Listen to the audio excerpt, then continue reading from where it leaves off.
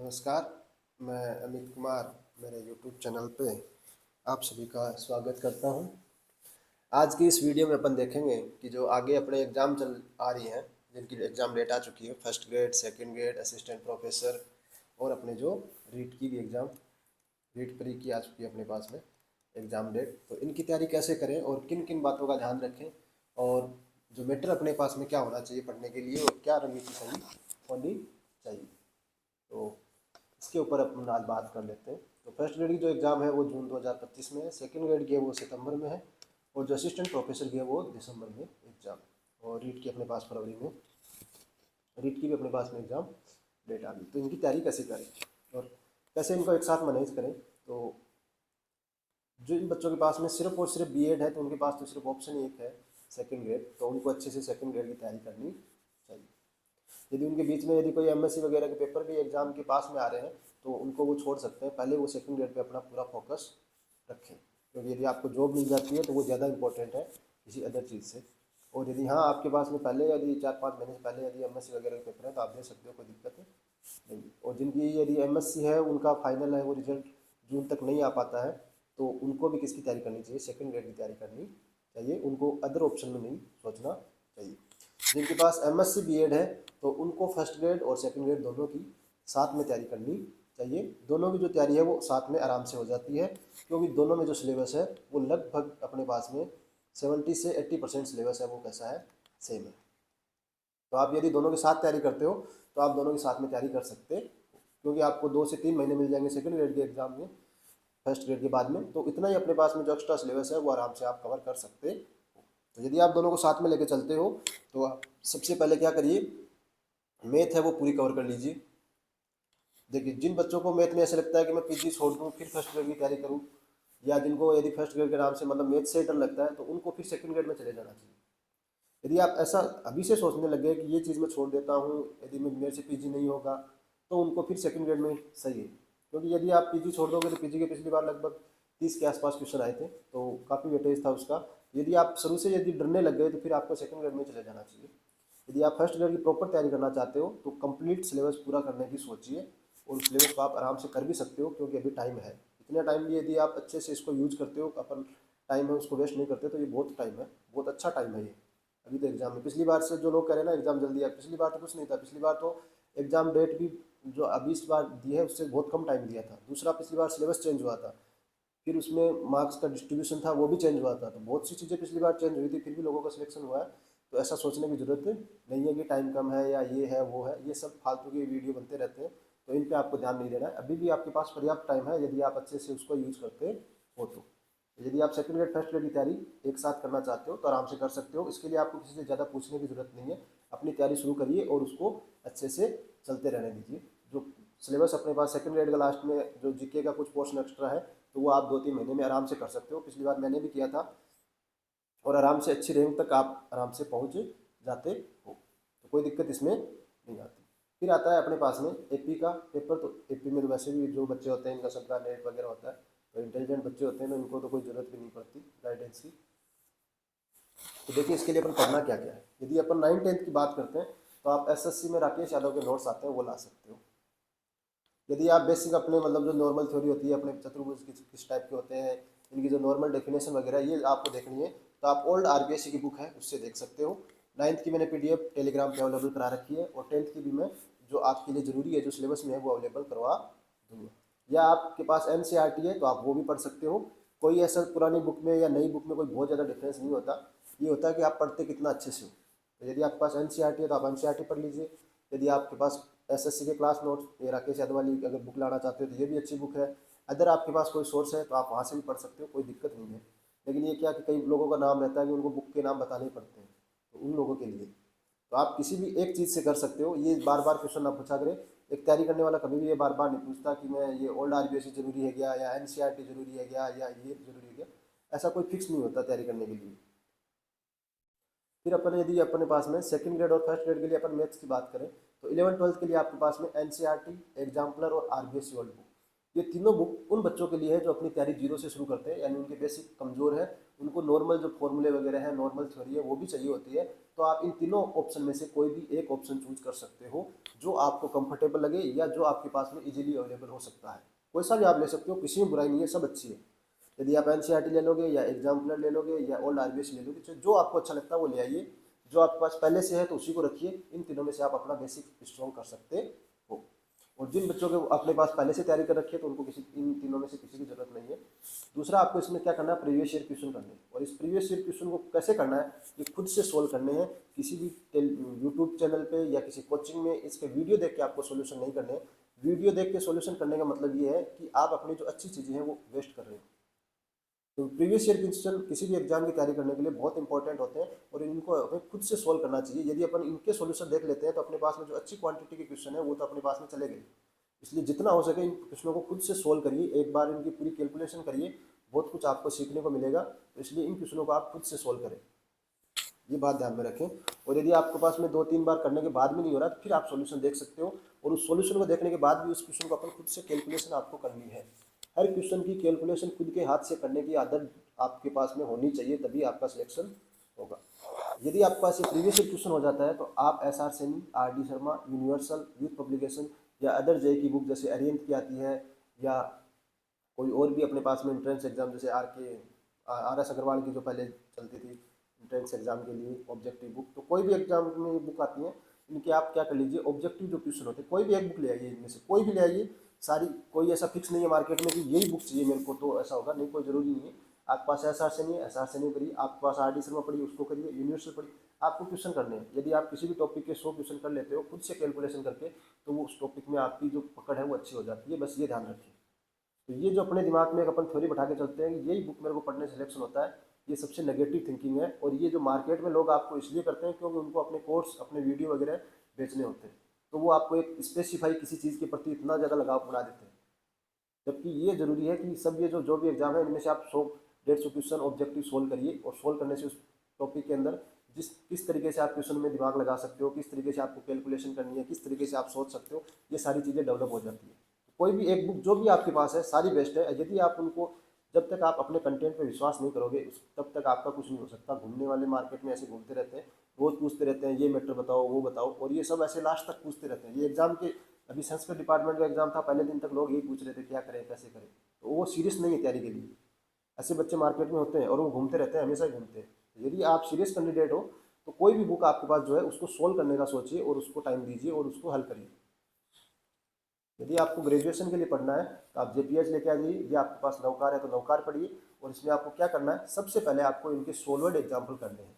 और सोल्वर्ड एग्जाम्पल में आपको ये देखना है कि किस तरीके से इस टॉपिक के क्वेश्चन पूछे जा रहे हैं और उनको किस तरीके से अपन अटेम्प्ट कर सकते हैं। और इन सोल्वर्ड एग्जाम्पल में जो क्वेश्चन अपने BSc की और ये जो एग्जाम होती है इनमें 2 बार 3 बार 4 बार आया हुआ है और कुछ रिजल्ट की तरह यूज हो रहे हैं, उसका आंसर भी आप ध्यान में जरूर रखें। और इस ग्रेजुएशन पार्ट का आप शॉर्ट नोट साथ में जरूर बनाएं जिसमें आपके मैन रिजल्ट लिखें, और जो क्वेश्चंस बहुत बार रिपीट हो रहे हैं, एज ए रिजल्ट हो रहे हैं, उनका अपन आंसर भी याद रखना है। और यदि आपको इनमें प्रॉब्लम हो रही है तो मेरे शॉर्ट नोट्स हैं वो मैंने टेलीग्राम पे अवेलेबल करवा रखे हैं, तो आप वहाँ से देख सकते हो। तो सबसे पहले आपको क्या करना है, इनके सोल्वर्ड एग्जाम्पल करने। यदि आपके पास नवकार की बुक है तो उसके ऑब्जेक्टिव क्वेश्चन है वो भी आपको करने। साथ में आपके जो भी प्रीवियस ईयर के अभी तक क्वेश्चन पेपर हुए हैं उनको आपको हल करना है। फिर भी आपके पास टाइम बच जाता है तो आप एक्सरसाइज की क्वेश्चन सोल्व करें। ये चीज़ ध्यान में रखें, मार्केट में इधर उधर घूमने की कोई ज़रूरत नहीं है। ये बुक पर्याप्त है सिलेक्शन के लिए, ये आपको फर्स्ट रैंक दे देती है। अभी मैंने जैसे मान लीजिए अभी जो असिस्टेंट प्रोफेसर का पेपर हुआ था उसमें जिन लोगों के 140 145 नंबर ऐसे आ रहे हैं, उन लोगों से भी आप पूछ के देख लीजिए अपने आसपास में। कभी भी तैयारी करते हो तो अपने आसपास में जिन भी लोगों का सिलेक्शन हो रखा उनसे ज़्यादा पूछिया करें। जो यूट्यूब पे और इन पे जो स्ट्रेटेजी बताई जाती है ये इतनी सही नहीं होती जितना आप अपने आसपास के किसी लोगों से पूछोगे जिनका सिलेक्शन हो रखा है, वो आपको सच्चाई बताएंगे। यूट्यूब पर इन पे क्या होता है, बढ़ा चढ़ा के बताई जाती है चीज़ें, जिससे उनको क्या कि अपने प्रति लोगों को फॉलोअर बढ़ाया जा सके, और वो आपको सच से दूर रखते हैं। वो कभी भी एकदम सच नहीं बताते। लेकिन यदि आपके पास में कोई आसपास के जो लोग हैं जिनका सिलेक्शन हो रखा है उनसे आप जाके पूछिए, तो वो आप ये नवकार और JPH की बुक यदि इनके आप एग्जाम्पल भी सोल्व कर लेते हो तो ये सिलेक्शन के लिए सफिशियंट है। किसी चीज़ की जरूरत नहीं है, आप एक बार उस चीज़ बुक को लाके और उसको रोज़ पढ़ना शुरू करिए और रोज़ क्वेश्चन सोल्व करना सीखिए। जब तक आप खुद नहीं करोगे तब तक आपका सिलेक्शन नहीं हो सकता, फर्स्ट ग्रेड में किसी हाल में नहीं होगा, चाहे से आप कहीं घूम लीजिए। और यदि आप ये कंटेंट लेके खुद से मेहनत कर लेते हो, अगर 5-6 महीने अच्छे से अपना टाइम बचा लेते हो, तो आप आराम से सिलेक्शन ले सकते हो। 153 सीट बहुत होती है। यदि आप पीजी आपको तैयारी करनी है तो पीजी की जो सिलेबस है उसके लिए आप जेपीएच या नवकार की बुक ला सकते हो। इसमें आपको क्या करना है, जो मैन रिजल्ट है वो सारे ध्यान में रखने, जो भी फॉर्मूला अपने पास में है, रिकरिंग रिलेशन वगैरह है, या जो स्टैंडर्ड फॉर्मूले हैं कि इस टाइप का है तो उसका लाप्लास ट्रांसफर नहीं होगा, वो ध्यान में रखना है। साथ में इन फॉर्मूलों में डायरेक्ट वैल्यू रख के जो क्वेश्चन सोल्व हो रहे हैं, यानी छोटे छोटे क्वेश्चन है, वो आपको सोल्व करने हैं। पूरे क्वेश्चन सोल्व करने की जरूरत नहीं है। साथ में जो भी प्रीवियस ईयर अपने पास में क्वेश्चन है उनको करना है। इतना यदि आप कर लोगे तो आप एकदम अच्छे से सिलेक्शन ले सकते हो, कोई दिक्कत नहीं। फिर अपने पास में आता है टीचिंग मेथड। तो टीचिंग मेथड के लिए प्रोफेसर अरुण कुमार कुलश्रेष्ठ की बुक आती है। ये बुक उस टाइम से रिकमेंडेड करते हैं लोग, जब पहले अपने पास में 2016 में 2018 में सेकंड ईयर की एग्जाम होती थी, तो ज़्यादातर लोग जो टीचिंग मेथड के लिए बुक पढ़ते हैं वो यही पढ़ते हैं। तो ये बुक अच्छी बुक है मार्केट में, और आप पढ़ सकते हो। ये अमेजोन पे अवेलेबल है, फ्लिपकार्ट पे अवेलेबल है, हिंदी में भी अवेलेबल है और इंग्लिश में अवेलेबल है। दोनों लैंग्वेज के अंदर ये बुक मार्केट में अवेलेबल है। और जयपुर में भी ये चौड़ा रास्ता में मिल जाती है। या इसके अलावा आप किसी के पास हिंदी ग्रंथ अकादमी बुक पढ़ी है तो उसमें भी आप जो शुरू में अपने पास में जो इंडियन अपने पास में मैथमेटिशियन वगैरह है इनके बारे में, या जो मैथ के अपने पास में मैथ की प्रकृति और इनसे रिलेटेड जो मैटर है वो अच्छा है इसके अंदर। हिंदी ग्रंथ अकादमी वाली में भी शुरू के जो 2-3 टॉपिक हैं वो अच्छे जैसे दे रखे हैं। तो ऐसा कोई ज़रूरी नहीं है कि आप यही करें, लेकिन आप यदि ये बुक मार्केट में कोई रिकमेंडेड करेंगे तो ये अरुण कुमार कुलश्रेष्ठ है, वो बुक सर्वश्रेष्ठ है। बाकी जो मार्केट में ये आजकल चलते हैं इनसे कोई सिलेक्शन नहीं होता। ये इनके तो वो है कि सिंपल पेपर आ जाता है तो आप ये बुक मार्केट में आ जाएंगे, ये कह देंगे ये हुआ वो हुआ, और जिस दिन पेपर अच्छा आएगा तो ये मार्केट से गायब हो जाते हैं। तो आपको ये कोशिश करनी है कि जो अच्छी बुक है वो लेके आए और उन्हीं से आप पढ़ें, क्योंकि अच्छी चीज़ों के जब आप कॉन्टैक्ट में रहते हो तो आपका लेवल है वो अप होता है, और यदि आप बुरी चीज़ों के कॉन्टैक्ट में जाते हो तो आपका लेवल पहले से ही क्या हो जाता है, डाउन हो जाता है। इसलिए हमेशा कोशिश करिए कि अच्छा मैटर आप और सिंपल मैटर अपने पास लेके आएँ, और यही मार्केट में हमेशा से चला आ रहा है, और जिनका सिलेक्शन होता है वो यही पढ़ते हैं। नॉर्मल अपने पास में जेपीएस वगैरह बुक पढ़ते हैं 11th-12th के लिए। नॉर्मल चीज़ें वो प्रीवियस ईयर क्वेश्चन करके जाता है, बहुत एक्स्ट्रा ऑर्डिनरी नहीं होते वो नॉर्मल चीज़ें ही अच्छे से करते हैं, तभी उनका सिलेक्शन होता है। ये मार्केट में जो एक्स्ट्रा ऑर्डिनरी चीज़ें इसलिए बताई जाती है क्योंकि उनको अपनी मार्केटिंग करनी होती है। यदि आपको आईसीटी के लिए आपको पढ़ना है तो जो सेंटर की भर्ती होती है उनमें आईसीटी के क्वेश्चंस आते हैं, जैसे KVS, NVS, D triple S भी। तो यहाँ से यूट्यूब पे आप चैनल देख सकते हो, जैसे हिमाक्षी मैडम वगैरह के ऐसे कई चैनल हैं यूट्यूब पे, तो उनसे भी आप आईसीटी के टॉपिक कवर कर सकते हो। या फर्स्ट रैंक पब्लिकेशन की बुक आती है टीचिंग में उसके लिए, तो वो भी, ये रीड के लिए भी काफ़ी अच्छी बुक आती है टीचिंग मेथड के लिए, फर्स्ट रैंक पब्लिकेशन की। साइकोलॉजी के लिए आप कोई भी जो टीचर की बुक पढ़ रहे हो तो वो आप पढ़ सकते हो, कोई दिक्कत नहीं है। या आप अशोक पारिक सर की और लकिया ओझा मैडम की बुक भी पढ़ सकते हो। ये मैंने पढ़ी थी तो मैंने बता दिया, क्योंकि कई लोगों को नाम चाहिए होता है कि मेरे को ये बुक बताओ नाम, इसलिए मैंने बता दी। बाकी आप जो भी अपनी बुक पढ़ रहे हो वहाँ से पढ़िए, अच्छी बुक है, कोई दिक्कत नहीं है, सबकी बुक अच्छी आती है, अपना सब अच्छा कोशिश करते हैं। जिन टीचर को पढ़ाते हुए 5-6 साल हो गए वो। यदि आपको राजस्थान ज्योग्राफी पढ़नी है तो आप राजीव बगड़िया सर या विजय सियाग सर के नोट्स पढ़ सकते हो। राजीव जी असिस्टेंट प्रोफेसर हैं और ये काफ़ी अच्छा पढ़ाते हैं ज्योग्राफी के, मतलब बहुत अच्छा नाम है इनका और बहुत अच्छे टीचर भी हैं। वर्ल्ड ज्योग्राफी आप राजीव जी बगड़िया के नोट्स पढ़ सकते हो, ये कलाम के अंदर पढ़ाते हैं। टेलीग्राम पे भी इनके नोट्स अवेलेबल हैं, और सिक्कर के अंदर भी मिल जाते हैं, जयपुर में भी इनके नोट्स मिल जाते हैं आराम से, टॉप फाटक वगैरह पे। इंडियन ज्योग्राफी के लिए आप विजय सियाग सर के पढ़ सकते हो या कलाम के नोट्स पढ़ सकते हो राजीव जी बगड़िया के। तो ये हो गया अपने ज्योग्राफी का। अदर आपके पास में कोई भी किसी कोचिंग के आपने नोट्स पढ़ रखे हैं और आपको लग रहा है क्वेश्चन हो रहे हैं तो आप वो भी पढ़ सकते हो। लेकिन कुछ लोगों को क्या नाम रिकमेंडेड चाहिए ना, उसके लिए मैंने ये बताया है। तो आप जो भी अपना मैटर है उससे पढ़ सकते हो। इंडियन हिस्ट्री के लिए और राजस्थान हिस्ट्री के लिए और अपने पास में आर्ट एंड कल्चर के लिए आप पवन जी भवरिया की बुक पढ़ सकते हो, नाथ पब्लिकेशन की आती है। तो एक बुक ले आओगे तो ये तीनों पार्ट आपके कंप्लीट हो जाएंगे, तो आप वो बुक पढ़ सकते हो। ज़्यादातर लोग फर्स्ट ग्रेड में ये बुक पढ़ते ही हैं। इंडियन पॉलिटी के लिए आप कलाम के नोट्स पढ़ सकते हो, नाथ पब्लिकेशन की बुक पढ़ सकते हो, किसी अदर टीचर के जो अच्छे पॉलिटी के नोट्स आते हैं वो ला सकते हो। तो ये आपकी मर्जी है कहाँ से आप पढ़ते हो। इंडियन पॉलिटी और राजस्थान पॉलिटी भी आप वही सेम है, किसी आरएएस कोचिंग के नोट्स भी पढ़ सकते हो, इसमें कोई दिक्कत नहीं है। जैसे कुछ लोग बड़े बड़े नाम भी अपने पास में है, यदि आपसे है तो, लेकिन मैथ वाले के लिए इतना कोई ज़रूरी नहीं है। जैसे यूपीएससी की बुक भी रिकमेंडेड कर देते हैं कई कि इस लक्ष्मीकांत की बुक है वो ले आइए, उसमें से इंडियन पॉलिटी पढ़ लीजिए। इतना अपने पास टाइम नहीं है तो अपने पास में कोशिश यही करिए, मैथ वाले यदि किसी कोचिंग के नोट्स पढ़ लेते हैं तो पर्याप्त है अपने लिए। हिंदी के लिए आप 9th से 12th तक हिंदी व्याकरण बुक चलती है वही ले आइए और उसकी रीडिंग मारिए, थोड़ा बहुत पढ़ लीजिए। इंग्लिश में यदि आपको पढ़ना है तो आप नरेशन, पैसिव और सब्जेक्ट वर्ब एग्रीमेंट, इनके रूल है वो पढ़ लीजिए। इसके एक्स्ट्रा अगर आप कर सकते हैं तो आपकी मर्जी है, कोई भी आप बुक ला के कर सकते हो, लेकिन ये नॉर्मल अपने एक बार जरूर कर लें। नरेशन पैसिव डायरेक्ट क्वेश्चन आ जाता है तो आपका सही हो जाएगा। बहुत ज़्यादा टाइम इंग्लिश में यदि आपकी पहले से वीक है तो बहुत ज़्यादा उसमें एंटोनियम सिनोनियम याद करने में, मनवर्ड वगैरह याद करने में टाइम देने की ज़रूरत नहीं है, क्योंकि बाकी जो पोर्शन है वो बहुत बड़ा पोर्शन है तो उसको करने में ज़्यादा अच्छे से ध्यान दें और उसमें यदि नंबर आप लोग लेके आए। रीजनिंग और मैथ, वैसे तो अपने पास मैथ के स्टूडेंट हैं तो रीजनिंग और मैथ इजीली कर सकते हैं, फिर भी यदि आपको रीजनिंग में प्रॉब्लम होती है तो मैं रीजनिंग पे एक वीडियो यूट्यूब पे बना के डाल दूंगा, तो आप वो देख के जाइए, आराम से आपके पूरे क्वेश्चन हो जाएंगे, कोई दिक्कत नहीं है। फिर भी आपको लगता है कि आपको इसमें कुछ करना है तो आप राकेश यादव सर की क्लास नोट्स ला सकते हो, एसएससी के जो भी यूट्यूब पे रीजनिंग वगैरह के वीडियो है वो वीडियो देख सकते हो, मैथ के लिए भी आप देख सकते हो, या कोई मार्केट में बुक है तो वो भी लेके आ सकते हो, लेकिन कोशिश यही करिए ज़्यादा की जरूरत नहीं है, यूट्यूब पे शॉर्ट्स वगैरह वीडियो वगैरह इनके देख के आप क्वेश्चन कर लें, क्योंकि आप मैथ के स्टूडेंट हो तो आप वो क्वेश्चन आराम से कर सकते हो, कोई दिक्कत नहीं आती।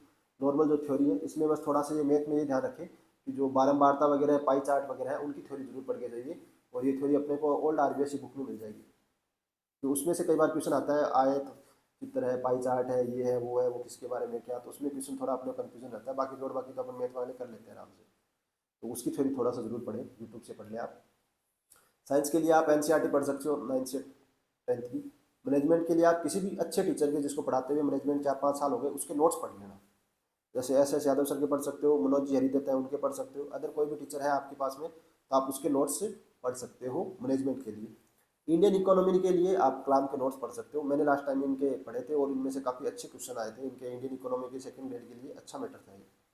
करंट आपको पढ़ना है तो आप कोसमोस एक है उसकी भी नोट्स वगैरह मार्केट में मिलते हैं, और आजकल तो शायद वो उन्होंने अपना एक करके उसमें से पेड शायद कर रखा है कोर्स, तो इनके भी अच्छे हैं करंट के नोट्स, या मूमल की बुक लेके आ सकते हो, क्रोनोलॉजी लेके आ सकते हो, या किसी भी कोचिंग की यदि आप पढ़ते हो।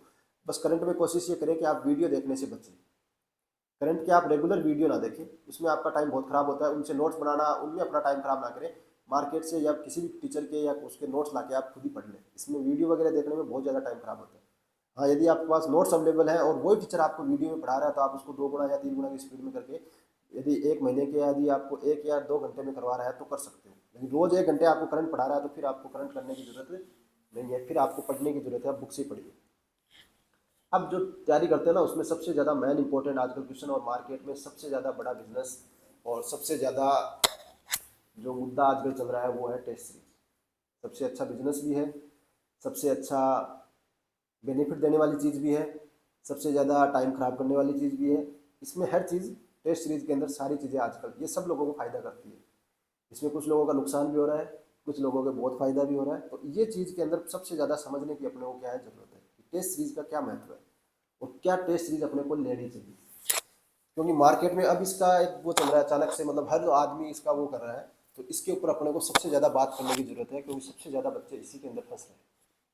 तो देखिए टेस्ट सीरीज ज्वाइन करनी चाहिए आपको, तो वो टेस्ट सीरीज ज्वाइन करनी चाहिए जिसके अंदर 150% का पेपर आता हो, चाहे वो किसी भी कोचिंग या किसी भी इंस्टीट्यूट की हो, यदि उसमें 150% आते हैं और उन 150% में उसका पैटर्न इस तरीके से होता है कि उसमें 9th क्लास के भी आते हो और उसमें 11th 12th के भी आते हो क्वेश्चन, उसमें यूजी के भी आते हो, उसमें पीजी के भी, यानी जो अपना आरपीएससी का पैटर्न होता है उसी पैटर्न पे एग्जाम होना चाहिए, तो आप टेस्ट सीरीज दे सकते हो।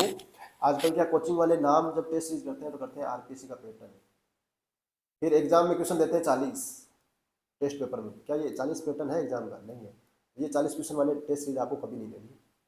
दूसरा, आजकल कहते हैं आरपीएससी का पैटर्न और ग्रेजुएशन के एक टॉपिक के सारे 90 क्वेश्चन या 100 क्वेश्चन पेपर बना दिया, तो ये टेस्ट सीरीज भी आपको नहीं देनी। आप उसी टेस्ट सीरीज को देंगे जिसके अंदर आपके पास में वो टेस्ट सीरीज आरपीएससी के लेवल का पेपर बनाती हो। लेवल का पेपर बनाने का मतलब ये है कि उसमें आपको सारी चीज़ें मिल रही हो, उसी टाइप का पेपर, उसी टाइप के 150 क्वेश्चन आपको एग्जाम में दिए जा रहे हैं, तो उस टाइप की टेस्ट सीरीज मिल रही है तो खरीदें, नहीं तो आपको जरूरत नहीं है। जहाँ तक हो टेस्ट सीरीज ऑफलाइन देने का सोचें, बहुत ज़्यादा टेस्ट देने की जरूरत नहीं है, तो यदि आपके पास टेस्ट सीरीज अवेलेबल है तो कोशिश करिए कि यहाँ आपको ऑफलाइन मिले। यदि किसी बड़ी कोचिंग के नाम से अच्छा यदि आपको ऑफलाइन टेस्ट आपके पास में मिल रही है तो वो ऑफलाइन टेस्ट खरीद लें, आप किसी बड़ी कोचिंग के नाम से दूर रहिए। ऑफलाइन ज़्यादा इंपॉर्टेंट है, चाहे से वो कैसा भी पेपर बनाते हो, यदि आपको ऑफलाइन दे रहे हैं आपके पास में तो आप वही टेस्ट सीरीज खरीदें। यदि आप जीके के लिए टेस्ट सीरीज लेते हो तो कलाम की टेस्ट सीरीज सबसे बढ़िया है, क्योंकि उनका मैंने एक चीज़ देखा है कि उनके अभी तक जो क्वेश्चंस हैं वो रिपीट नहीं करते टेस्ट में, पूरा एकदम पैटर्न के हिसाब से 150-200 क्वेश्चन, मतलब जैसे 100 क्वेश्चन जीके में आते हैं तो वो 100 क्वेश्चन का पेपर बनाते हैं, 100 क्वेश्चन में सारी चीज़ें क्वेश्चन रिपीट नहीं करते, तो आप उनकी टेस्ट सीरीज ले सकते हो। और जीके के अंदर आप ऑनलाइन ऑफलाइन कोई भी ले सकते हो, इसमें बहुत ज़्यादा फर्क है, नहीं पड़ता, तो आप जीके के लिए देख सकते हो। बहुत ज़्यादा टेस्ट सीरीज आपको नहीं लेनी है, ऐसे नहीं है कि आप 4 कोचिंग की ले लो, 5 कोचिंग की ले लो, 2 कोचिंग की ले लो, ये जो टेस्ट सीरीज है इससे आपको बचना है। और 40-50 क्वेश्चन, 60-70 क्वेश्चन, 80-90 क्वेश्चन, ऐसी जो टेस्ट सीरीज मार्केट में चल रही है ये आपको नहीं लेनी है, ये आपका टाइम खराब करती है। कैसे करती है वो भी मैं आगे पूरा आपको डिटेल में समझाऊंगा। ये आपका बहुत टाइम भी खराब करेगी और आपको मेंटली डिस्टर्ब करती है। अब आप सोच रहे होंगे कि मेंटली डिस्टर्ब कैसे करती है। तो देखिए, आपने सबसे पहले कोचिंग के पूरे दिन, आजकल मैं देख रहा हूँ यूट्यूब पे मान लो, टेलीग्राम पे मान लो, या कहीं भी सबसे ज़्यादा लोग टेस्ट सीरीज की वीडियो बना रहे हैं। टेस्ट सीरीज के ही लोग क्या कर रहे हैं, अपने पास में टेलीग्राम ग्रुप पे सब पे मैसेज आ रहे हैं। तो बच्चे कितना टाइम खराब कर रहे हैं इसमें कि किसकी टेस्ट सीरीज लूँ, क्या करूँ, ये करूँ, उसमें आपका टाइम खराब हो रहा है। दूसरा, मेंटली डिस्टर्ब कैसे कर रहे हैं। टेस्ट सीरीज का ये लगभग कोचिंग में मैंने देखा है, टेस्ट सीरीज का क्या रहता है कि टेस्ट कभी भी टाइम पे नहीं होते। आज का टाइम दे दिया, फिर कहेंगे आज नहीं, 2 दिन बाद होगा। फिर पेपर के अंदर क्या रहता है, उसका सॉल्यूशन तुरंत नहीं मिलता है, उसके अंदर आंसर की नहीं मिलती है, उसका रिजल्ट देखते रहते हैं, आज नहीं आया, 5 दिन बाद में आएगा। तो अपना जो टाइम खराब कर रहे हो ना आप टेस्ट सीरीज में, ये आप फायदे के लिए नहीं, ये नुकसान में कर रहे हो। इस चीज़ से आपको बचना है। तो इस तरीके का यदि जो आपको ग्रुप बना दे कि ये ग्रुप बनाएंगे, इसमें जुड़ो, इसमें जुड़ो, ये जो सिस्टम चल रहा है ना, इससे दूर रहो। इसकी ज़रूरत नहीं है। क्यों नहीं है, अब आप सोच रहे होंगे ज़्यादातर भीड़ यही कर रही है, तो वो भी मैं आपको समझाऊंगा कि क्यों ज़रूरत नहीं है। तो इससे अच्छा है कि आप ये इस तरीके की टेस्ट सीरीज अवेलेबल है, इनसे दूर रहिए। क्यों रहना है, इससे अच्छा आपके पास ऑप्शन अवेलेबल है कि आपने जो मैंने मैटर बताया आपको, जैसे जेपीएच का या कोई बुक बताई है, वो बुक लाके उनके 100 क्वेश्चन आप रोज खुद सोल्व करें। और उन 100 क्वेश्चन को आप एग्जाम पैटर्न पे सोल्व करिए। आप ऐसे सोचिए कि मैं एग्जाम हॉल में बैठा हूँ, तो एग्जाम पैटर्न पे उस क्वेश्चनों को सोल्व करिए। कैसे सोल्व करने हैं, उन क्वेश्चनों को खुद ही सोल्व करना है। दूसरा, उन क्वेश्चनों को कम स्टेप में सोल्व करिए। आप पूरा स्टेप लिखने की जरूरत नहीं है, स्टेप हमेशा कम लिखने का सोचिए कि इस स्टेप से कुछ कैलकुलेशन माइंड में करिए। तो जितना कम लिखोगे एग्जाम में, उतना ही आपका टाइम बचेगा। तो आपको जब भी वो क्या करना है, रोज एक आदत डाल लीजिए। यदि सिलेक्शन चाहिए तो आज से नियम बना लीजिए कि मैं रोज 100 क्वेश्चन सोल्व करूंगा। रोज 100 क्वेश्चन सोल्व करने का मतलब है कि एक महीने में कितने क्वेश्चन हो गए, आप देख लीजिए। एक दिन के 100 मतलब 10 दिन के 1000, तो 3000 क्वेश्चन आप एक महीने में कर सकते हो। यदि आप इसमें से 10 दिन नहीं भी करते हो तो आपके 2000 क्वेश्चन हो गए, 5 महीने के 10,000 क्वेश्चन हो गए। अरे 10,000 क्वेश्चन तो लगभग तैयारी करने वाले 99% लोग सोल्व ही नहीं करते। तो यदि आप रोज 100 क्वेश्चन करने की आदत डाल लीजिए कि मेरे को रोज 100 क्वेश्चन सोल्व करने हैं, और वो 100 क्वेश्चन कहाँ से सोल्व करने हैं, जो मैटर जो किताब आपके पास पड़ी है, जो मैंने अभी बताई है, उन्हीं में से सोल्व करने हैं। ग्रेजुएशन के जेपीएच की मान लो आपके पास किताब पड़ी है, हर एक्सरसाइज में जैसे आप क्वेश्चन मानते हो, अरे 100 तो हर एक्सरसाइज के अंदर कम से कम क्वेश्चन होंगे ही होंगे। कोई ऐसी आप किताब पढ़ रहे हो, जैसे आपने अवकल समीकरण की किताब पढ़ी, उसमें 300-400 क्वेश्चन तो होंगे कम से कम। अरे वो 300-400 क्वेश्चन आप यदि अवकल समीकरण के सोल्व कर लेते हो तो आपको जरूरत नहीं है कहाँ जाने की। आपका सिर्फ अवकल समीकरण अच्छा नहीं होगा, आपका अवकल समीकरण अच्छा हो जाएगा, इंटीग्रेशन अच्छा हो जाएगा, डिफरेंशिएशन अच्छा हो जाएगा, कैलकुलेशन स्पीड बढ़ जाएगी। यदि आप अवकल समीकरण के 300-400 क्वेश्चन जेपीएच या नौकार के सोल्व कर लेते हो, और वो आपको कोई कोचिंग की टेस्ट सीरीज नहीं दे सकती। और आपका कितना टाइम, कितने पैसे बचेंगे आपके। नहीं, आप कोचिंग के लिए रोज देखो आज कहाँ टेस्ट होगा, कब होगा, कितने क्वेश्चन आते हैं, फिर 40-50, फिर कब रिजल्ट डालेंगे, सॉल्यूशन आया नहीं आया, कितना टाइम आपका खराब हो रहा है। इससे अच्छा जो आपके पास बुक पड़ी है उनके क्वेश्चन क्यों नहीं सोल्व करते आप। तो आप कोशिश यही करिए कि अपनी स्पीड इससे बढ़ेगी और बेसिक अच्छे भी होंगे और टाइम भी बचेगा। तो ये एक सिलेक्शन वाले बच्चे के लिए स्ट्रेटजी होनी चाहिए कि उसको खुद से क्वेश्चन अपनी बुक में जो है वो सोल्व करे, और उनको एग्जाम पैटर्न से सोल्व करे कि मेरे को एग्जाम में मैं पेपर कर रहा हूँ, तो मेरे को किस तरीके से किस क्वेश्चन को छोड़ना है, किस क्वेश्चन को मुझे अटेम्प्ट करना है, किस क्वेश्चन को मुझे ऑप्शन से करना चाहिए, किस क्वेश्चन की कैलकुलेशन कहाँ तक मुझे करनी चाहिए। ये सारी चीज़ें खुद एनालिसिस करके धीरे धीरे आप रोज सोल्व करिए। और ये यकीन मानिए, यदि आप 100 क्वेश्चन सोल्व करके 2 महीने भी निकाल देते हो ना, आप मैथ में बहुत आगे चले जाओगे। इन टेस्ट सीरीज वालों से, इनसे कई गुना आगे चले जाओगे। ये मैं लिख के देता हूँ आपको।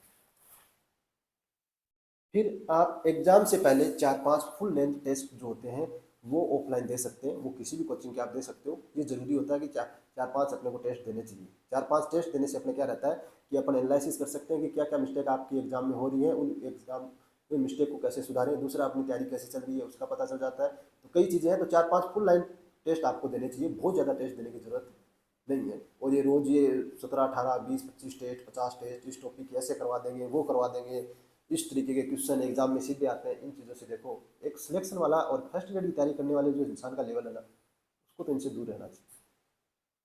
बाकी भीड़ कहीं घूमे उसका कोई दिक्कत नहीं, लेकिन वो 153 लोग हैं ना, उनका लेवल तो कम से कम ऐसा होना चाहिए कि इस तरीके की जो थंब लाइन है ना, इनसे तो बचे। ऑफलाइन टेस्ट अवेलेबल है, यदि आपके पास में नहीं है तो आप क्या कर सकते हो कि जो अपने पुराने पेपर हैं उनकी फोटोकॉपी निकलवाइए और घर पे उसको एक एग्जाम की तरह दीजिए। यानी आप 3 घंटे एक कोने में जाके उस 3 घंटे में उसको सोल्व करिए, ओमार को भरिए, फिर उसके अंदर आप मिलाइए। तो वहाँ से वो प्रैक्टिस भी बहुत अच्छी रहती है। मेरी 3rd रैंक थी 2nd ग्रेड में, मैंने कहीं भी कोई टेस्ट सीरीज ज्वाइन नहीं करी थी उस टाइम। पहले मैंने IIM में टेस्ट सीरीज ज्वाइन करी थी, फिर मैं चिकन पॉक्स हो गया तो मैं छोड़ के आ गया, यहाँ घर आ गया था। फिर मैंने फर्स्ट ग्रेड का तो मैंने 1 महीने तक तो किताब नहीं उठाई, ना पेपर दिया ना कुछ, और ऐसे ही गया था। फिर भी मेरी 8th रैंक आ गई थी। और ना सेकंड ग्रेड के लिए मैंने कोई टेस्ट सीरीज ज्वाइन करी थी। उसके लिए मैंने बाद में किया कि ये जो पुराने पेपर हैं ये निकलवा लिए, और इनको मैंने पेपर के 2-4 पेपर दिए थे बस। उससे मेरा हो गया कि भाई एक प्रयास में मैंने परी वो सेकंड ग्रेड जरूर दिया था। उसमें मेरी मैथ का दिया था सिर्फ, उसमें फर्स्ट रैंक थी।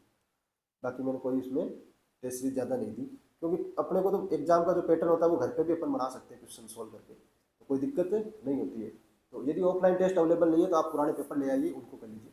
यदि पुराने पेपर आपने पहले से सोल्व कर रखे हैं, सब कुछ कर रखा है, तो फिर क्या करें, तो फिर किसी कोचिंग के आप 4-5 टेस्ट हैं फुल लेंथ, वो निकलवा लीजिए फोटोकॉपी। यदि आपके पास अवेलेबल नहीं है, आप मेरे को मैसेज कर देना, मैं आपको टेलीग्राम पे अवेलेबल करवा दूंगा। उसकी फोटोकॉपी निकलवा लीजिए और फिर उसको आराम से अच्छे से दीजिए और उससे अपना एनालिसिस कर लीजिए। तो ये आपको टेस्ट सीरीज वाला जो आजकल बूम चल रहा है, इससे आप जितना हो सके एक अच्छी जगह ही जुड़िए, ज़्यादा जगह इसमें घूम के और अपना टाइम खराब मत करें। यदि आप वो सिलेक्शन वाले रेंज में जाना चाहते हो, बाकी भीड़ है उसको तो देखो करना भी चाहिए, क्योंकि जो लोग बेचारे मेहनत कर रहे हैं, टेस्ट सीरीज वगैरह चला रहे हैं, उनका रोजगार चलना भी जरूरी है, तो उसके लिए वो गलत नहीं है। लेकिन यदि आप सिलेक्शन लेने वाले बंदे हो, तो फिर आपको इन चीज़ों से बचना चाहिए कि एक जगह टेस्ट सीरीज ज्वाइन कर ली या किसी कोचिंग से जुड़ गए तो आप वहीं जुड़े रहिए और एक बार टेस्ट देके आइए, उसको ज़्यादा अपने दिमाग में नहीं बैठाना है। कहने का मतलब ये, यदि आपने किसी जगह टेस्ट सीरीज ज्वाइन करे तो गलत नहीं कर रखा, लेकिन उसको ज़्यादा दिमाग में नहीं बैठाना है कि ये कब रैंक निकालेंगे, इसका रिजल्ट कब आएगा, ये सॉल्यूशन देंगे कब देंगे। इस चक्कर में उनकी ऐप में, इस ग्रुप में जुड़ो, ये करो वो करो, इनसे अपने को दूर रहना है। अपने पास टाइम नहीं है इतना, क्योंकि अपन फर्स्ट ग्रेड के नौकरी की तैयारी कर रहे हैं और फर्स्ट ग्रेड लगने वाले हैं, तो आपके पास इतना टाइम तो आज लाइफ में नहीं होना चाहिए कि आप उसको बर्बाद करो। एक उसको मतलब इतना मेंटलिटी आपकी होनी चाहिए, इतना स्ट्रॉन्ग, बस टेस्ट दिया ठीक है यार, अपना एनालिसिस किया कितने आंसर सही हो रहे हैं कितने गलत, उसके बाद में उसको साइड लाइन कर दिया, उस पर ज़्यादा आपने को नहीं सोचना है, ये ध्यान में रखें। अब देखिए, स्टूडेंट जो सिलेक्शन लेने वाला होता है उसके क्या क्या गुण होते हैं। तो पहला कि जो भी स्टूडेंट सिलेक्शन लेता है, जो मतलब अभी तक जिनके सिलेक्शन हुए हैं उनका, कि वो क्या करते हैं 4 या 5 दिन जब तैयारी शुरू करते हैं उसमें अपना मैटर कलेक्ट कर लेते हैं कि मेरे को ये मैटर पढ़ना है। मैटर उनका लगभग जो मैंने अभी बताया आपको वही मैटर रहता है, और वो बाद में मार्केट में कोई भी नई बुक आए या मार्केट में आजकल आते रहते हैं दिखाओगे कि 5 दिन में ये बूस्टर रट्टा मार फलाना मार ये मार, इनसे वो कभी भी नहीं पढ़ते हैं और इनसे इतना दूर रहते हैं, इसलिए उनका सिलेक्शन होता है। मुझे सेकंड ग्रेड के तो मैं सारे बच्चों के कॉन्टैक्ट में नहीं हूँ, लेकिन फर्स्ट ग्रेड में जिनका सिलेक्शन हुआ है सारे बच्चों को मैं जानता हूँ लगभग, और सब बच्चे इसी तरीके के थे कि खुद से आराम से, उनकी खुद की मैथ स्ट्रॉन्ग थी, खुद वो पढ़ने वाले बच्चे थे और खुद का वो रहते थे, वो ऐसी चीज़ों से दूर रहे हमेशा, तभी उनका सिलेक्शन हुआ है। क्योंकि मैं उन लोगों को जानता हूँ और उन लोगों से पूछ के ही मैं आपको बता रहा हूँ, सिर्फ ऐसा नहीं है कि मेरे अकेले के विचार बता रहा हूँ। वो यही कहते हैं, आज आप किसी भी मतलब यदि असिस्टेंट प्रोफेसर में भी जिनका पिछली बार सिलेक्शन उनसे पूछिए, वो ये कहते हैं कि हमने JPS नवकार अच्छे से सोल्व करी, हमारे पास जो प्रीवियस हमने क्वेश्चन थे, हमारे एग्जाम जो हुई हैं जेम वगैरह इनकी, इनके क्वेश्चन सोल्व करे। हम पूरे दिन अपना जो टाइम था ज़्यादातर अपने क्वेश्चन से, यदि किसी कोचिंग से जुड़े तो उसमें गलत नहीं था, लेकिन हम उसको कोचिंग को इतना ही यूज करते थे कि जैसे अपने मैंने किसी टीचर से पढ़ा तो उस टीचर ने पढ़ाया आ गए हम, बस खत्म। उसको हम पूरे दिन दिमाग में, उसके पूरे दिन यूट्यूब पे या उसके टेस्ट सीरीज ये करेंगे वो करेंगे, ये इसमें हम कभी नहीं पढ़े। हमारा काम था, अगर यदि क्लास भी ली तो हमने क्लास ली और वहाँ से आ गए और पढ़ लिया। ज़्यादातर लोगों का यही अपने पास में क्या आता है, रिव्यू आता है। तो जो सिलेक्शन वाले जो लेने वाले हैं, 153 की बात कर रहा हूँ मैं इस वीडियो में, उन लोगों की बात नहीं कर रहा भाई। लगभग 32-33 हज़ार लोगों के फॉर्म भरे हैं, तो मैं उन 32-33 हज़ार बाकी बच गए उनकी नहीं कर रहा, मैं तो लगभग जो 400-500 अच्छे से तैयारी करने वाले बच्चे हैं उनकी बात कर रहा हूँ सिर्फ। तो वो बच्चे ये करते हैं, बाकी जो भीड़ आपको दिखती है वो तो ये थंबलाइन वगैरह पे दिखती है, और वो दिखती रहेगी, हमेशा दिखेगी, और दिखनी भी चाहिए, क्योंकि इससे मार्केट चलता रहता है भाई। मान लो मैंने कोई किताब लिखी, कल को कोई नहीं, ऐसे थोड़ी है कि 153 ही खरीदेंगे, मेरा धंधा कैसे चलेगा। तो ये तो अपने तैयारी शुरू करते हैं ना, तो ये आपको मटेरियल कलेक्ट कर लेना चाहिए। यदि आप 4-5 दिन तैयारी शुरू करने के बाद भी रोज ग्रुप में ये पूछते रहते हो क्या पढ़े, ये तो आप तैयारी करने वाले बच्चे नहीं हो, आप इधर उधर घूमने वाले बच्चे हो। दूसरा, एक स्टोरी, एक मतलब अपने पास में मुहावरा है कि गरीब की जोरू सबकी बोझाई। तो ये आज का मार्केट में क्या चलता है कि जैसे ही, इसका अर्थ क्या है वो समझाता हूँ, कि अभी संस्कृत डिपार्टमेंट का पेपर इजी आया, तो सब यूट्यूब चैनल पे, टेलीग्राम चैनल पे कह रहे हैं कि ये पेपर मेरे नोट्स में से आया, ये मेरे इसमें से आया, वो आया। और 2022 सेकंड ईयर का पेपर थोड़ा ठीक आ गया, तो फिर लोगों के कैसे रिएक्शन आते हैं, आज मेरे घर पे शादी थी इस वजह से मैं वीडियो नहीं बना पाया, अभी मैं बाहर हूँ तो उस कारणों से मैं लाइव नहीं आ पाऊँगा, नीट की तैयारी कैसे करनी है आगे शुरू कर देते हैं। वो सेकंड ईयर में बोलना ही नहीं चाह रहे थे, क्यों कि वो पेपर ढंग का आ गया तो उसके बारे में उनको कोई मतलब नहीं है। तो जब भी सिंपल पेपर आता है, तो ये जो आप मार्केट में आजकल देख रहे हो ना कि ये मेरे नोट्स में से आया, वो सबके नोट्स में से आया भाई। अब कई लोग तो आजकल मतलब ऐसे हैं कि SR सैनी और JPH पे अपना हक जमा रहे हैं, पूरा पेपर मेरे एस आर सैनी और भाई एस आर सैनी सैनी साहब की लिखी हुई है, उनको धन्यवाद देना चाहिए। जेपीएच जो लिखी हुई है वो बंसल सर, भार्गव सर, उनकी लिखी हुई है, उनका धन्यवाद है, उनकी मेहनत है, आपका कोई उसमें रोल नहीं है। तो ये जो मार्केटिंग है ये इसी थीम पे काम करती है कि गरीब की जरूरत सबकी हो जाए, यानी पेपर सबसे सिंपल आ गया तो सारे अपने पास मार्केट में आ जाएंगे और कहेंगे आपको कि ये मेरे, और जब पेपर ठीक आ जाएगा तो आपका साथ देने वाला कोई नहीं है, वो आगे की एग्जाम पे अपना कोर्स बेचना शुरू कर देंगे। इसलिए आप अपनी तैयारी खुद के लेवल पे करिए। जो अभी सेकंड ग्रेड का जो पेपर होगा इसमें जरूरी नहीं है, उसमें ग्रेजुएशन का पार्ट ज़्यादा आएगा। और ग्रेजुएशन पार्ट की एक 11th-12th के पार्ट में क्या होता है कि लोगों को क्या सिखाया जाता है कि आपको क्वेश्चन सोल्व करने सिखाए जाते हैं, क्योंकि उसमें थ्योरी नहीं है, तो इसलिए आप उनकी सोल्व करने की पावर होती है।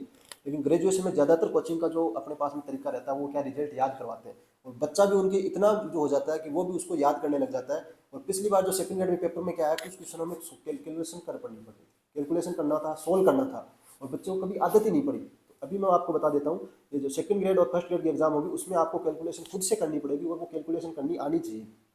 इसलिए उसकी आदत अभी आप डाल लीजिए। अभी जो कोचिंग में ये जो पैटर्न चल रहा है ना रटने वाला, इससे दूर हो जाइए। खुद क्वेश्चन सोल्व करने की आदत डाल लीजिए, उसके बिना फर्स्ट ग्रेड सेकंड ग्रेड में, फर्स्ट ग्रेड में तो सिलेक्शन नहीं होगा। ये आप एकदम बैठा ले। फर्स्ट ग्रेड लायक जो बच्चा होता है ना, वो अभी मैं आपको पूरा फर्स्ट ग्रेड का लेवल समझाऊंगा, अच्छे से देखना एक बार। गलत चमक दमक, ज़्यादा मोटिवेशन, एग्जाम डेट, नए पद बढ़ेंगे, ये होगा वो होगा, इन रणनीति से जो सिलेक्शन वाले बच्चे हैं वो हमेशा दूर रहते हैं, उनको इनसे कभी मतलब नहीं। दो चीज़ हमेशा ध्यान रखिए, ज़्यादा मोटिवेशन आप वीडियो देखते हो वो आपका दिमाग सही करने की बजाय खराब करते हैं और आपके लेवल को कमज़ोर करते हैं। और गलत आदमी, जैसे आप किसी टेलीग्राम मान लो आपने ज्वाइन कर रखा है गलत आदमी का, जो मतलब रोज़ ये उसका खुद का वो नहीं है, तो आपका क्या रहता है कि यदि आप सोचते हो, कहीं कहीं मैं कहता हूँ, कहते हैं यार ऐसे ही हमने तो ज्वाइन करके पढ़ा रहता है, भाई वो पढ़ा नहीं रहता।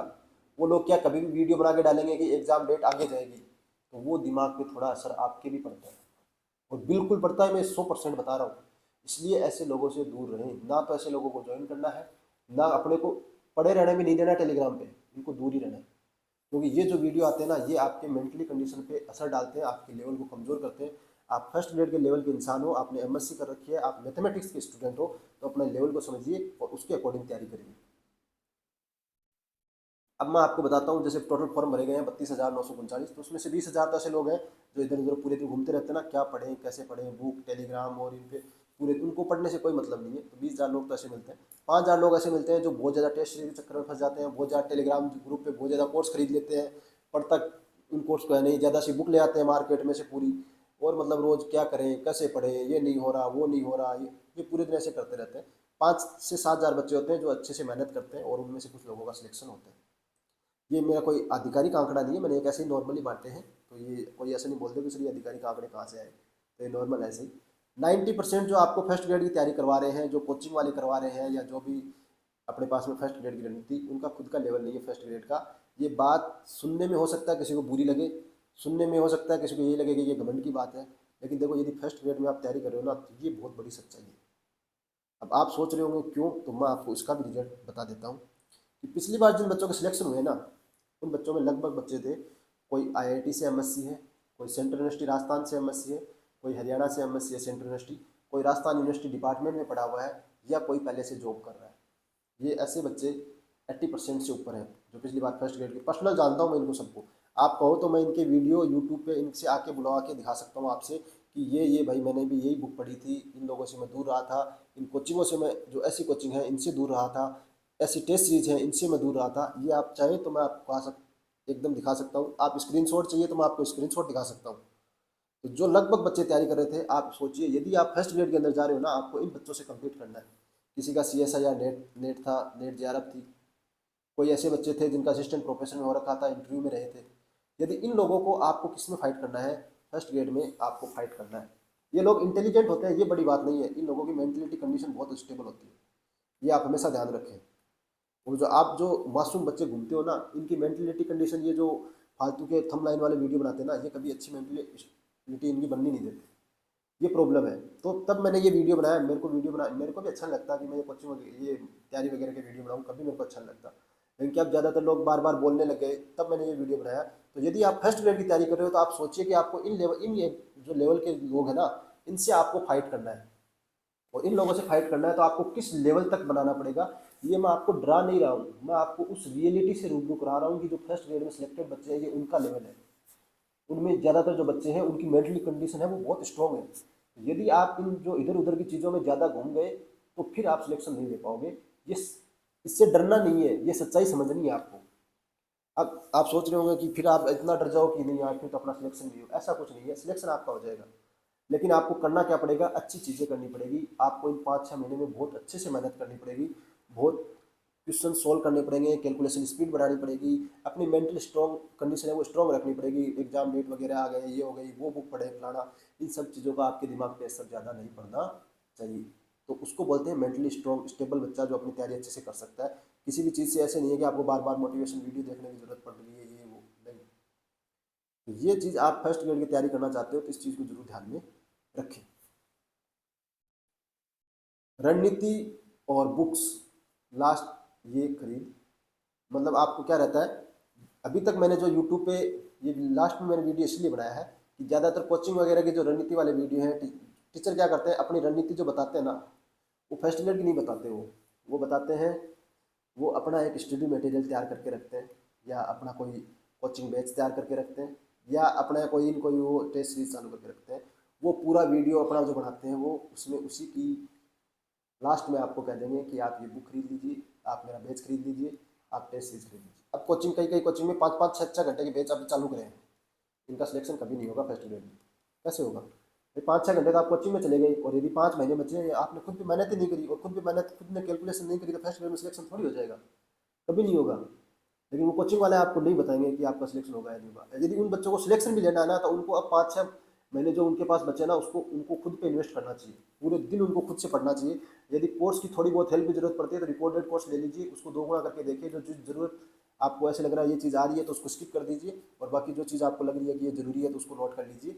और टाइम बचाइए, टाइम बहुत इंपॉर्टेंट है आपके लिए। आप सोचते हो 5-6 घंटे आप कोर्स कोचिंग में जाओगे ये करोगे उनसे सिलेक्शन हो जाएगा, नहीं होगा। आपको खुद पे टाइम जितना दोगे, जितना खुद को डेवलप करोगे, जितना खुद आगे जाओगे ना, क्योंकि पेपर में आपके साथ खुद जाओगे, ना तो कोचिंग वाला जाएगा, ना टेस्ट सीरीज वाला जाएगा, ना कोई और। पेपर में जो बंदा जाता है जो खुद लेके जाता है खुद को, और जिसका खुद का दिमाग काम करता है, वही पेपर में अच्छा कर पाता है।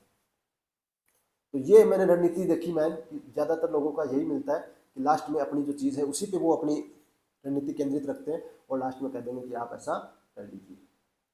यदि आप अच्छे से चाहते हो सिलेक्शन हो तो आप क्या करिए, रोज़ क्वेश्चन सोल्व करने की आदत डालिए। इससे ज़्यादा करते हैं तो बहुत अच्छी बात है। 10 से 12 घंटे अच्छे से प्रॉपर तैयारी करिए, पढ़िए, अच्छे से खुश रहिए, अपने दिमाग को अच्छे लोगों के साथ रखिए, एकदम खुश रहते हुए पॉजिटिव एटीट्यूड के साथ एक स्टेबल माइंड के साथ तैयारी करिए। आप फर्स्ट ग्रेड में 153 सीटें बहुत होती हैं, और यदि आप अच्छे से मेहनत करोगे भगवान आपका साथ देगा, और आप एक दिन अच्छे जरूर सफल होगे। ज़्यादातर सोशल मीडिया से आपको दूर रहना है, बहुत ज़्यादा टेस्ट सीरीज आपको लेनी नहीं है, और ज़्यादातर लोगों की बातों पे ध्यान नहीं देना है। कोई लोग कहता है पेपर आगे बढ़ेगा, कोई कहेगा ये होगा, कोई कहेगा इसका तो सिलेक्शन होगा ही नहीं, पेपर आउट होते हैं। इन सब चीज़ों से दूर रहिए और मेहनत करिए, आप जरूर सफल होंगे। यदि इस वीडियो में कोई भी आपको गलत चीज़ लगी हो तो मैं माफ़ी चाहता हूँ। मेरा किसी भी व्यक्तिगत या किसी कोचिंग या उसी से मेरा कोई भी लेना देना नहीं है। मैं सिर्फ और सिर्फ जब भी वीडियो बनाता हूँ तो मेरे को जो दिल से लगता है वो मैं आपको बता देता हूँ। बाकी मेरे को किसी से कोई मतलब नहीं है कि कौन क्या कर रहा है, और सबका अपना अपना अच्छा ही करते हैं। लेकिन एक अगर किसी को अपन कुछ गाइडेंस दें तो कम से कम सच्चे दिल से देनी चाहिए। उसमें यदि अपने से गलती भी हो गई तो उसको तो भगवान माफ़ कर देता है, कोई दिक्कत नहीं है। लेकिन किसी को मतलब अपने झूठ नहीं बोलना चाहिए, क्योंकि लगभग जो बच्चे तैयारी करते हैं ना वो सब एकदम नॉर्मल फैमिली से होते हैं। बहुत भाई अपन भी एकदम नॉर्मल फैमिली से हैं तो अपन उनकी कंडीशन समझ सकते हैं। तो किसी इंसान को यदि कभी भी गाइडेंस दो तो गलत नहीं देनी चाहिए, हमेशा अच्छा ही उसका सोचना चाहिए। आप अच्छे से तैयारी करिए, आप जरूर सफल होंगे। धन्यवाद।